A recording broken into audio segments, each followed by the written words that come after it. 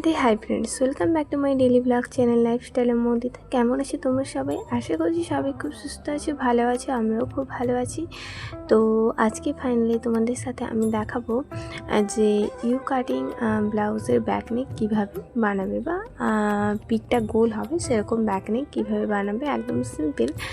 তো সেটাই আমি তোমাদের সাথে একদম এখন শেয়ার করছি। এটা হচ্ছে 32 সাইজের জন্য।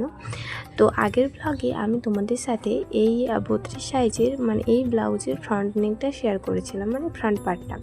তো আজকে ব্যাক পার্টটা শেয়ার করছি। তো চলো দেখা যাক। এটা হচ্ছে ডিপ পিট একটু হবে, তো সেই রকম হিসেব করে আমি বানাচ্ছি। তোমরা যদি ডিপ পিট কেউ বানাতে চাও অবশ্যই তাহলে এই ভিডিওটা দেখো, মানে গোল পিঠের ওপরে আর কি।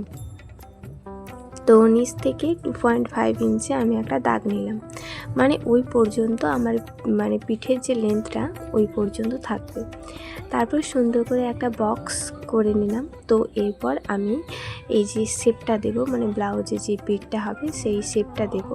তো সুন্দর করে এই যে দেখো আমি ইউ আকৃতির শেপটা দিয়ে দিলাম। তো এরকম এটাই হচ্ছে গোল পিঠ। তো এরকমভাবেই তোমরা বানাতে পারো যদি কেউ বানাতে চাও। তো এবারে চলো আমি কি করি একে একে করে দেখা যাক। এখানে যেহেতু পিছনে হুক হবে সেই জন্য আমি সেভাবেই বানাবো, আর তোমরা পেছনে যারা হুক করবে না তাদেরকেও বলে দেবো যে কীভাবে বানাবে। তো এই যে দেখে নাও, এবারে আমি এই রাউন্ড শেপটা কেটে নিচ্ছি 1/2 ইঞ্চ বাদ দিয়ে, মানে যেহেতু এটা আমাকে মেন ফেব্রিকের সাথে সেলাই করতে হতো সেই কারণেই আর কি। আর এই যে দেখে নাও এইভাবে আমি মানে মেন ফেব্রিকেও কাটিংটা করব। তো মেন ফেব্রিকটা সোজা করে রেখে তারপরে কিন্তু আমি এটাকে মুড়ে একটা মাঝখান বরাবর দাগ নিয়ে নিলাম। তো দাগ নিয়ে নেওয়ার পর এটাকে আমি সোজা করে দাগ করে দিলাম, কারণ কি যেহেতু আমার পেছনে হুক হবে সেহেতু আমি মাঝখান থেকে কেটে দিচ্ছি। আর তোমরা যারা পেছনে হুক করবে না তাদের এটার কাটার কোনো প্রয়োজন নেই, তারা এই জিনিসটা করবে। খালি দেখাচ্ছি, এখানে আমি পিঠের যে লটকান বসাবো মানে লটকানের দড়ি, সেজন্য আমি একটা দাগ নিয়ে নিলাম, মানে ওই বরাবর আমি লটকানটা বসাবো, দড়িটা বসাবো আর কি। তো এই যে দেখো দুভাগে ভাগ করে নিয়েছি। তারপরে কিন্তু এক সাইড করে আমি ব্লাউজের মেন ফেব্রিকের সামনের অংশে বসিয়ে দিলাম, মানে ওপরের দিকটাতে বসিয়ে দেওয়ার পর পিন দিয়ে সুন্দর করে অ্যাটাচ করে দিচ্ছি। আর যারা পেছনে হুক করবে না তাদেরকে এরকম মানে মাঝখান থেকে কাটার তো প্রয়োজনীয়তা নেই, তারা শুধুমাত্র মেন ফেব্রিকটাকে সোজা করে রেখে তার উপরে লাইলিনটাকে যেরকম সোজা থাকবে সেরকমভাবে রেখে তোমরা করতে পারো, এখানে কাটাকাটির কোনো দরকার নেই। এবারে দেখো যেহেতু এই অংশটা এক্সট্রা রয়ে গেছিলো মেন ফেব্রিকে, সেটা আমি কেটে বাদ দিয়ে দিলাম।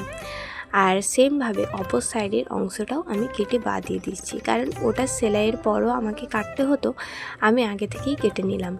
তো কেটে নেওয়ার পরে দেখো আমি কি করি, এবার আমার সেলাই করার পালা।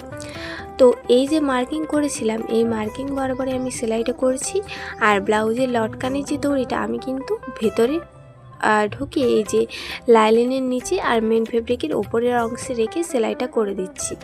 এবার পুরো অংশটাতে ছোট ছোট করে কাটিং করে দিচ্ছি। ও কাটিং করা হয়ে গেছে। এবার আমি ব্লাউজের এই যে মানে লাইলিনটাকে আমার ডান দিকে ঘুরিয়ে নিয়েছি। ঘুরিয়ে নেওয়ার পর লাইলিনের উপর থেকে সুন্দর করে চাপ সেলাইটা করে দিচ্ছি। তো চাপ সেলাই করার পরে আমি মানে ব্লাউজের লাইলিনটাকে ভেতরের দিকে ঘুরিয়ে নেব, তারপরে একদম মেন ফেব্রিকের ওপর থেকে সেলাইটা করব। এই যে দেখো লাইলিনটাকে ভেতরের দিকে আমি ঘুরিয়ে নিয়েছি, আর লটকানের যে দড়িটা সেটাও সামনে চলে এসছে। তো এইভাবেই আমি সুন্দর করে মেন ফেব্রিকের ওপর থেকে সেলাইটা করে নিচ্ছি এই অংশে। তো এই যে দেখে নাও, তো সেলাই করা অলরেডি হয়ে গেছে। এবারে আমি 4-5টা সেলাই করে নেব, ওইখানে হুকের ঘরটা বসবে যেহেতু। তো সুন্দর করে দেখো আমি কোমরের দিক থেকে, সাইড থেকে, আর্মহোল থেকে, শোল্ডার থেকে পুরো অংশটা আমি সেলাই করে নেব। এই যে মার্কিং করা রয়েছে আমার যেহেতু, তো আমি আর একবার সুন্দর করে আমি দাগ নিয়ে নিচ্ছি, কারণ কি ওইখানটাতে দাগ নেওয়া আমার ছিল না। তো এইবারে ওই দাগ বরাবরই আমি পুরো অংশটাতে সেলাই করে দিচ্ছি।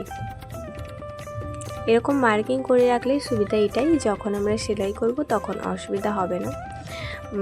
সেই কারণে মার্কিংটা করে রাখা। সেমভাবে দেখো অপর দিকটাও আমি করে নেব। তো দুই সাইড আমার অলরেডি কমপ্লিট হয়ে গেছে। এবারে আমি হুক পট্টি বসাবো।